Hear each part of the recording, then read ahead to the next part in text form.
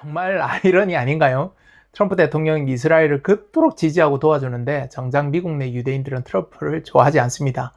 일부 20% 내외 트럼프 지지자들이 유대인 중에도 있기는 하지만요. 상대적으로 소수이고 미국 내 유대인 대부분의 보이스를 담당하는 JDCA, J 스트리트 그리고 JVP 등의 단체들은 대부분 진보, 좌파적인 이 정치색으로 베냐민 네타냐후의 정책을 결코 지지 않는 오늘날 이스라엘 정권과는 앙숙관계라고 말씀드릴 수 있습니다. 기독교인으로서 성경을 이해하고 역사를 이해하고 그리고 현대 정치를 이해하려면 이 이스라엘과 유대인을 때로는 분리시켜서 생각을 해봐야 한다는 것을 시사하는 장면입니다. 아니 그럼 미국 내 유대인들조차 트럼프에게 적대적이면 도대체 누가 트럼프를 지지하냐 이렇게 궁금해질 수 있습니다. 누가 트럼프를 지지하냐? 바로 기독교 시오니스트, 복음주의적 세대주의자들입니다. 기독교 시오니스트 하면 요즘은 이 개념을 아시는 분들이 많이 좀 늘어나고 있습니다. 그래도 아직은 낯선 분들이 더 많으실 텐데요. 영어로 크리스찬 지오니스트, 시오니스트라고 하는데 말 그대로 기독교인인데 시온주의자라는 것입니다. 신학적, 성경적 근거를 바탕으로 유대인이 자신들의 땅, 조상들의 땅, 즉 우리 고토라고 얘기하죠. 이스라엘의 땅으로 돌아가서 국가를 건설하고 유지하는 것을 지지하는 그리스도인들을 말합니다. 이스라엘의 회복, 그리고 물리적인 이스라엘 땅의 회복을 지지하는 그리스도인들을 기독교 시온주의자, 크리스찬 시오니스트라고 부릅니다.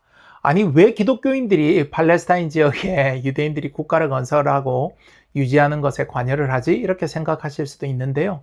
기독교 시오니스트들의 신학적 사고 안에는 이스라엘의 회복은 하나님의 언약의 성취이자 예수님의 재림 전의 필수 전제 조건으로 이해합니다. 그러니까 이런 신학적 배경 속에 사시는 분들은 예수님께서 언젠가 꼭 재림하셔야 하는데 예수님께서 오시려면 이스라엘이 자기 땅을 꼭 회복하고 있어야 한다고 생각하는 겁니다. 그래서 누가 정치를 하든지 간에 이스라엘에 대한 입장이 어떠냐, 이스라엘을 지지하느냐, 이스라엘이 영토를 지키는데 도움이 될 것이냐 말 것이냐가 이 기독교 시온주의자, 크리스찬 시오니스트들에게는 투표하는 데 있어서 가장 중요한 요소가 되는 겁니다. 일단 이스라엘을 지지하지 않으면요, 그 정치인이 아무리 훌륭하고 좋은 생각을 가지고 있어도 불합격인 것입니다. 최근 기독교 시온주의자들 사이에서 유행하는 신학이 하나 있는데요. 이게 신학으로 불러야 될지 참 그렇긴 한데, 물론 성경에 있으니까 신학이죠. 바로 우리말로 굳이 번역을 하자면 그릇 신학이라고 번역될 수 있는데요. 그릇 신학? 그릇 신학이 뭘까요? 이게 영어로는 베슬 디올로지라고 불립니다. 이 그릇, 말 그대로 그릇과 신학이 이제 붙은 단어인데요. 하나님께서 자신의 거룩한 목적을 달성하기 위해서 이 도구를 사용하시는데 바로 이 그릇을 사용하시는데, 여러분들이 성경에 나오는 질그릇 비유 아시죠? 바로 그겁니다. 불완전해도 조금 금이 가고 좀 못생기고 그래도 하나님께서 사용하시는 그릇이 있다는 겁니다. 그건 하나님 마음이라는 겁니다. 최근 그 그릇 신학의 주인공이 바로 누구냐? 트럼프 미국 대통령입니다. 도덕적으로 문제가 있고, 우리 트럼프 대통령, 우리는 아니죠. 미국 대통령이니까. 트럼프 미국 대통령이 도덕적으로 문제가 한두 개가 아닌 건 누구나 다 알지 않습니까?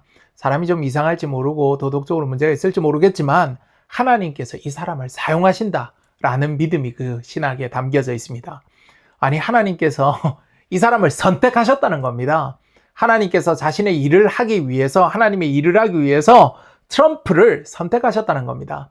이방인이었던 고레스를 들어서 쓰셨던 것과 같이 트럼프를 쓰신다는 논리이고요.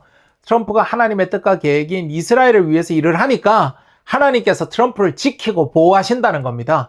여러분들 그 트럼프 총격당한 사건 보셨지 않습니까? 그 사건 안에서도 하나님께서 트럼프를 지키고 보호하셨다는 겁니다. 왜? 그분의 일을 하기 위해서.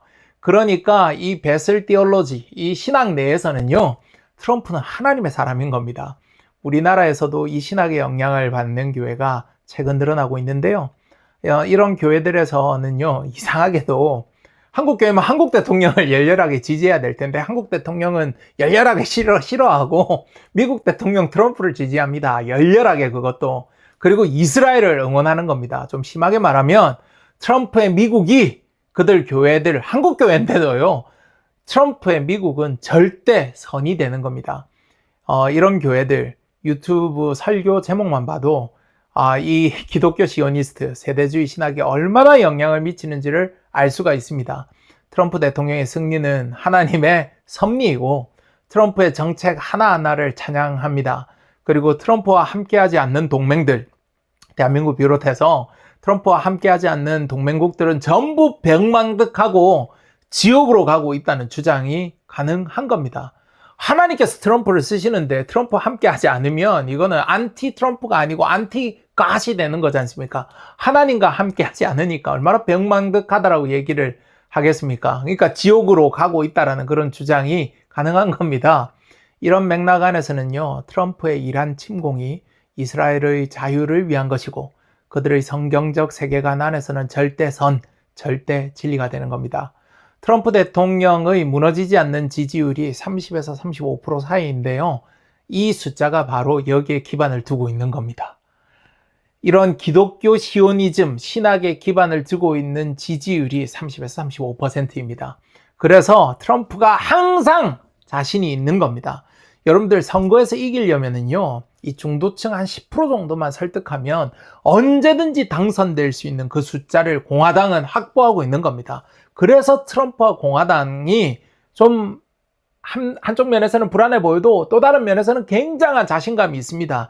무너지지 않는 지지율이 있거든요.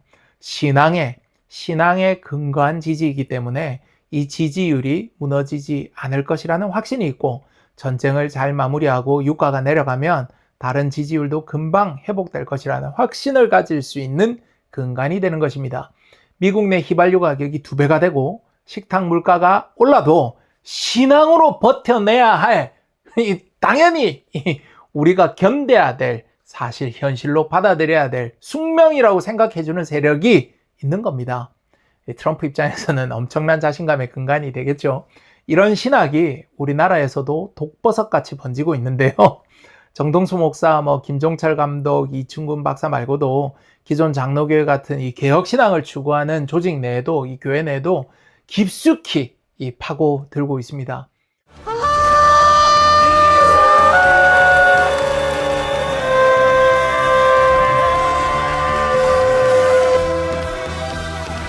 Korea stands with Israel.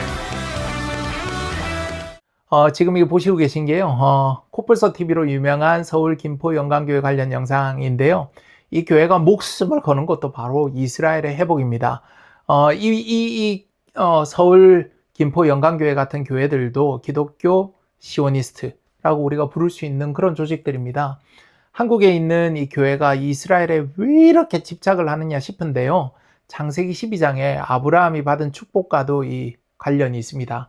창세기 12장이 이 아브라함이 복을 받지 않습니까? 너를 축복한 사람은 복을 받고 이 구절들이 오늘날까지 이어져서 심지어 이스라엘 회복에 관심을 두고 그 일을 하면 재정적인 축복을 받고 돈도 많이 벌고 하나님 축복을 쏟아붓는다 하는 겁니다. 이 기존의 대체신학, 그러니까 언약신학은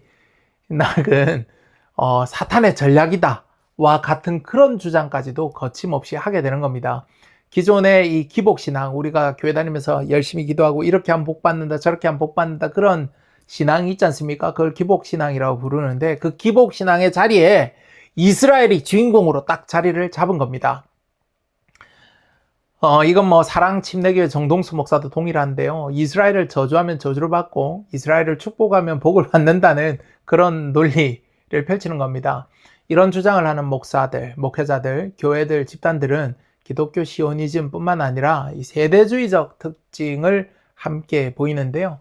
한국교회에서 이스라엘을 지지하는 기독교 시오니스트적 특성을 보이는 분들 거의 대부분, 미국 교회도 마찬가지고요. 제가 이분들을 판단했을 때는 세대주의적 요소가 매우 강한 분들입니다. 요즘 세대주의가 유행처럼 번지고 있어서 교회 전체가 세대주의 신학을 채택한 경우도 있고 부분적으로 세대주의적 성향을 나타내는 교회들도 많습니다. 많은 분들이 세대주의라는 단어 자체도 익숙하지 않으실 텐데요. 오늘 세대주의에 대한 개략을 여러분들께 설명드리겠습니다.